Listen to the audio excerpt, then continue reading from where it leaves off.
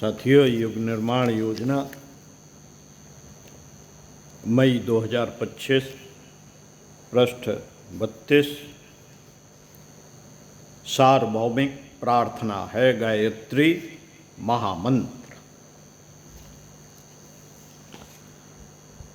पहले तो केवल एक मानव जाति थी और एक ही मानव धर्म। उसी को वैदिक धर्म भी कहते थे, क्योंकि वह वेदों में दिए गए सूत्रों पर ही आधारित था। विश्व बंधुत्व एवं वसुधैव कुटुंबकम ही मानव संस्कृति के मुख्य आधार थे। संसार के सारे मनुष्य ही नहीं, वरन सभी प्राणी, जीव जंतु, पशु पक्षी, वृक्ष, वनस्पति तक अपने परिवार के सदस्य ही समझे जाते थे।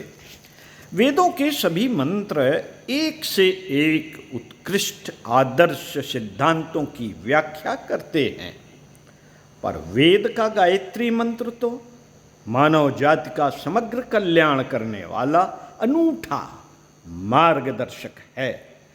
इस मंत्र एवं इसके भावार्थ को समझने से ही इसकी महत्ता स्पष्ट हो जाती है। गायत्री मंत्र ओम भूर्भुवः स्वः तत्सवितुर्वरेण्यं भर्गो देवस्य धीमहि धियो यो नः प्रचोदयात्। वास्तव में यह एक उच्च कोटि का प्रार्थना मंत्र है, जिसमें हम पूरी श्रद्धा भावना से यह निवेदन करते हैं, हे तेजस्वी परमात्मा, हम आपके श्रेष्ठ प्रकाश को अपने में धारण करते हैं। आप हमारी बुद्धि को सन्मार्ग में प्रेरित करें।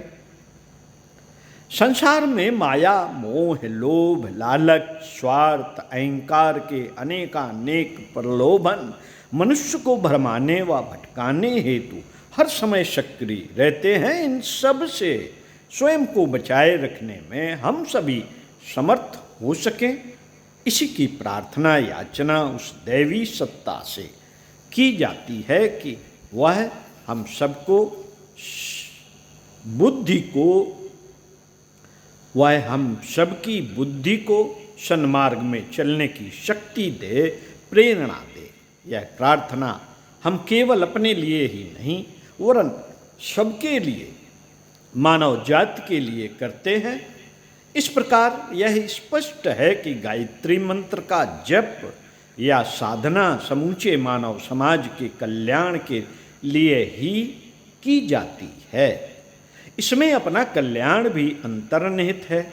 गायत्री सर्वोत्तम सिद्धांत, दर्शन और मंत्र है। इसका अर्थ मात्र कोई देवी या देवता नहीं है, बल्कि यह सूत्र स्पष्ट करता है कि मानव इससे क्या शिक्षाएं ग्रहण करे तथा उससे व्यक्ति व समाज कैसे लाभान्वित हों। यह मंत्र तो मानव कल्याण का अमृत कुंभ है। अनेक तथाकथित बुद्धिजीवियों ने यह भ्रम फैला रखा है कि गायत्री मंत्र केवल हिंदुओं के धार्मिक कर्मकांड का हिस्सा है तथा मुसलमानों, ईसाइयों, पारसियों आदि को इससे दूर ही रहना चाहिए। ऐसे लोगों को मद्रास, अब चेन्नई उच्च न्यायालय की रिट संख्या 10102/83 में दिनांक 10/10/1991 को माननीय न्यायमूर्ति डी राजू द्वारा पारित निर्णय को अवश्य पढ़ना चाहिए। इस मामले में तथ्य इस प्रकार थे। United India insurance company Madras के चेयरमैन ने अपने कर्मचारियों, ग्राहकों व शुभचिंतकों को दीपावली के अवसर पर जो बधाई संदेश, ग्रीटिंग कार्ड भेजे थे, उसमें सूर्य के चित्र के मध्य ओम बना था तथा गायत्री मंत्र एवं उसका अर्थ भी छपा था। साथ ही लोगों से यह आग्रह भी किया गया था कि प्रतिदिन प्रातः, मध्याह्न एवं सायं 3 बार इस मंत्र का 5-5 बार जप करना चाहिए। यह रिट इस आधार पर दायर की गई थी कि एक सरकारी कंपनी द्वारा सरकारी पैसे से हिंदू धर्म के मंत्र का समर्थन एवं प्रचार किया गया है, जो कि भारतीय संविधान के धर्मनिरपेक्षता के सिद्धांत के विरुद्ध है और दंडनीय अपराध। न्यायालय में वेद व अन्य शास्त्रों पर गहन मंथन किया गया। भारतीय व अमेरिकी संविधान पर भी विस्तृत चर्चा हुई तथा सभी पक्षों की दलीलों को सुनने के पश्चात न्यायमूर्ति राजू ने निर्णय दिया कि इस मामले में भारतीय संविधान या किसी भी कानून का उल्लंघन नहीं हुआ है और रिट याचिका को निरस्त कर दिया। इस महत्वपूर्ण एवं सारगर्भित निर्णय के मुख्य बिंदु इस प्रकार हैं। नंबर 1, गायत्री मंत्र तथा वेद संपूर्ण मानव जाति की अमूल्य धरोहर है। नंबर 2, भारत की पृष्ठभूमि उच्च स्तरीय दार्शनिक, सांस्कृतिक एवं आध्यात्मिक है, जो त्याग, पुण्य, योग, सत्य और ज्ञान की उत्कृष्ट भावना से प्रेरित है तथा नैतिक, स्वस्थ एवं शांतिपूर्ण जीवन की जीने की कला सिखाती है। नंबर 3, मानव समाज के वर्तमान स्वरूप से बहुत पहले ही वेदों का अस्तित्व है। वे न तो किसी धर्म विशेष से संबंधित हैं और न उनका प्रचार करते हैं। वे तो देश, क्षेत्र, जात पात, धर्म आदि की सीमा से परे संपूर्ण मानव जाति का मार्गदर्शन करते हैं। नंबर 4, वैदिक साहित्य संसार का प्राचीनतम साहित्य है।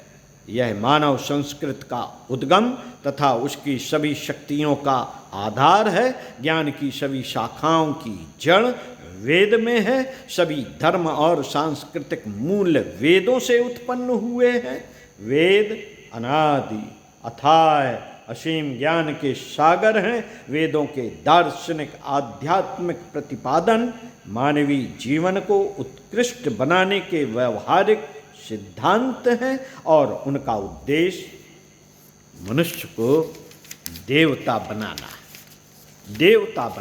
है। नंबर 5, गायत्री मंत्र ऋग्वेद के 3 मंडल के 62वें सूत्र का 10वां मंत्र है। यह एक सार्वभौमिक सिद्धांत है जो समस्त मानव समाज को प्रगति के मार्ग पर चलने का संदेश देता है। नंबर 6, धर्मनिरपेक्षता का अर्थ है धार्मिक सहिष्णुता, सभी धर्मों का समान रूप से आदर करना। इसका तात्पर्य है सर्वधर्म समभाव, अर्थात व्यक्ति अपने धर्म में विश्वास रखते हुए यह भी समझे कि दूसरे सभी धर्म भी उसी ईश्वर तक पहुँचने के साधन हैं। उपरोक्त निर्णय से गायत्री मंत्र की सार्वभौमिकता प्रतिष्ठित होती है। इसलिए अनादिकाल से गायत्री मंत्र को महामंत्र और गुरु मंत्र भी कहा जाता है। अन्य सभी धर्म मत भी इसी विश्वास पर आधारित हैं। भगवान बुद्ध ने अपने सूत्र बुद्धं शरणं गच्छामि द्वारा भी सद्विवेक, सद्बुद्धि का ही संकल्प कराया। बाइबल 3/9 में प्रार्थना की गई, हे प्रभु अपने सेवकों को संवेदनशील हृदय और भले बुरे में अंतर करने का विवेक दे। कुरान के मंगलाचरण सूरह फातिमा में भी यही प्रार्थना है, इह न इस्मेरातल मुस्तकीम, अर्थात एक खुदा, आए खुदा हमें सीधे सही रास्ते पर ले चलो। जैनियों के रणमो आहेरण ताड़म रणम अरिहंताड़म तथा सिक्कों के शब्द भी इसी भावना से ओतप्रोत हैं। महात्मा गांधी की प्रार्थना सबको सन्मति दे भगवान भी तो धियो यो न प्रचोदयात का ही भावानुवाद है। उपरोक्त तथ्यों से स्पष्ट है कि गायत्री मंत्र विश्व के सभी वर्गों, सभी देशों के सभी व्यक्तियों के लिए अत्यंत उपयोगी है। इसलिए युग ऋषि, युग के विश्वामित्र, वेद मूर्ति तपोनिष्ठ पंडित श्री राम शर्मा आचार्य जी ने गायत्री मंत्र को सर्वसुलभ बनाया और इसे मानने वालों के अखिल विश्व गायत्री परिवार की स्थापना की। आज विश्व के कोने कोने में गायत्री परिवार के करोड़ों साधक इसकी प्रेरणाओं से मानव जीवन को सार्थक बना रहे हैं।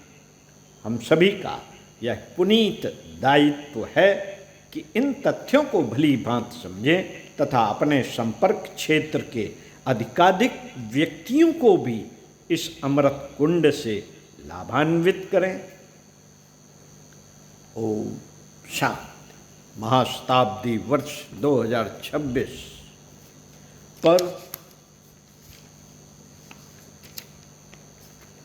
विशेष लेख, पत्रिका युग निर्माण योजना अखंड ज्योति जरूर पढ़ते रहें। ओम शांति।